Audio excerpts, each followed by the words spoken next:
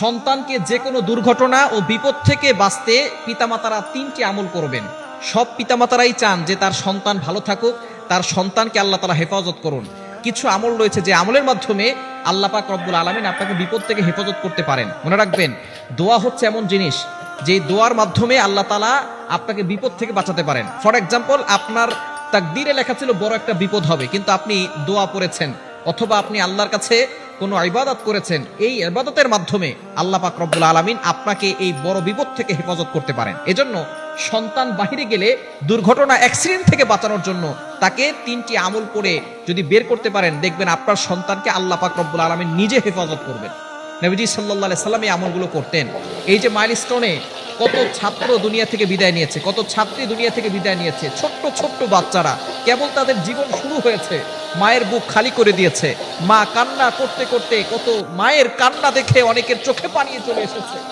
ছোট ছোট বাচ্চারা যাদের জীবন কেবলমাত্র শুরু হয়েছে, এই ছোট ছোট বাচ্চারা দুনিয়া থেকে বিদায় হয়ে গিয়েছে। সুতরাং এরকম বড় দুর্ঘটনা অ্যাক্সিডেন্ট থেকে বাঁচার জন্য আপনি 3টি আমল করতে পারেন। পিতামাতারা অবশ্যই 3টি আমলগুলো জেনে রাখবেন। 1 নাম্বার হচ্ছে রক্ষা কবচ 2টি সূরা, সূরা ফালাক এবং সূরা নাস। নবীজি সাল্লাল্লাহু আলাইহি ওয়াসাল্লাম এই 2টি সূরা সব সময় তার 2জন নাতি ছিলেন হাসান হুসাইন রাদিয়াল্লাহু তাআলা আনহুমাকে পড়ে ফু দিয়ে দিতেন। হাসান হুসাইন রাদিয়াল্লাহু তাআলা আনহুমাকে ফু দিয়ে দিতেন এবং দোয়া করতেন হেফাজতের দোয়া, আল্লাহ তুমি আমার নাতিদেরকে হেফাজত করো। এই দোয়ার বদৌলতে আল্লাহ তাআলা তার নাতিদেরকে হেফাজত করতেন। সুতরাং আমরা যখনই আমাদের সন্তান বাহিরে যাবে তখন আউযুবিল্লাহ বিসমিল্লাহ সহকারে সূরা ফালাক সূরা নাস 3বার পড়বো। সূরা ফালাক 3বার, সূরা নাস 3বার পড়ে সন্তানের মাথায় ফু দিয়ে দিন। এই 2টা সূরা আপনার সন্তানকে রক্ষা কবচ হিসেবে আল্লাহ তাআলা হেফাজত করবেন। 2 নাম্বার আমল হচ্ছে আয়াতুল কুরসি। পবিত্র কোরআনুল কারীমের ভিতরে সর্বশ্রেষ্ঠ আয়াত হচ্ছে আয়াতুল কুরসি। নবীজি সাল্লাল্লাহু আলাইহি ওয়াসাল্লাম জানিয়ে দিয়েছেন, মান ক্বারা আয়াতুল কুরসি ফি দুবুরি কুল্লি সালাতিন মাকতুবা লাম ইয়ামনাহু মিন দুখুলিল জান্নাহ ইল্লাল মাউত। যে ব্যক্তি 5 ওয়াক্ত নামাজের পরে এই আয়াতুল কুরসি একবার পড়বে, আল্লাহ তাআলা মৃত্যু শুধু বাকি থাকবে, মৃত্যু হয় না তাই জান্নাতে যায় না, মৃত্যু হলেই সাথে সাথে জান্নাতে চলে যাবে। এজন্য অবশ্যই আপনার সন্তানকে এটা শিখাবেন, সে যাতে করে 5 ওয়াক্ত নামাজের পর আয়াতুল কুরসি পড়তে পারে। এবং যখন সে ঘর থেকে বের হবে আয়াতুল কুরসি পড়ে ফু দিয়ে দিবেন। তাহলে কি হবে, আল্লাহ তাআলা একজন ফেরেশতা নিযুক্ত করবে, এই ফেরেশতা তাকে প্রোটোকল দিবে, এই ফেরেশতা তাকে প্রোটেকশন করবে সকল বিপদ আপদ থেকে, দুর্ঘটনা থেকে, অ্যাক্সিডেন্ট থেকে।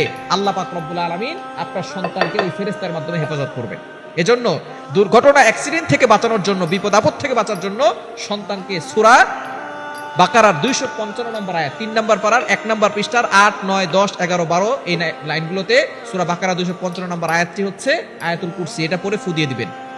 3 নম্বর আমল হচ্ছে বিসমিল্লাহিল্লাযী লা ইয়াদুররু মা ইসমিহি শাইউন ফিল আরদি ওয়ালা ফিস সামাই ওয়া হুয়াস সামিউল আলিম। এটা 3বার পড়ে বাচ্চাকে ফু দিবেন।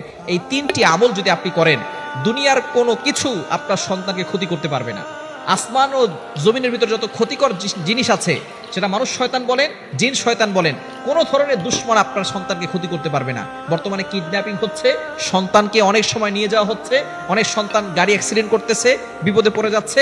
এই সকল ধরনের বিপদ থেকে আপনার সন্তান হেফাজত থাকবে সূরা ফালাক, সূরা নাস, আয়াতুল কুরসি এবং দোয়া বিসমিল্লাহিল্লাযী লা ইয়াদুররু মা ইসমিহি শাইউন ফিল আরদি ওয়ালা ফিস সামাই ওয়া হুয়াস সামিউল আলিম। এই 3টা আমল আপনার সন্তানকে সকল দুর্ঘটনা, অ্যাক্সিডেন্ট, বিপদ আপদ থেকে হেফাজত করবে। প্রতিটি মা বাবার এই 3টি আমল শিখে রাখা দরকার এবং এই আমলগুলো করলে সন্তানকে আল্লাহ হেফাজত করবে।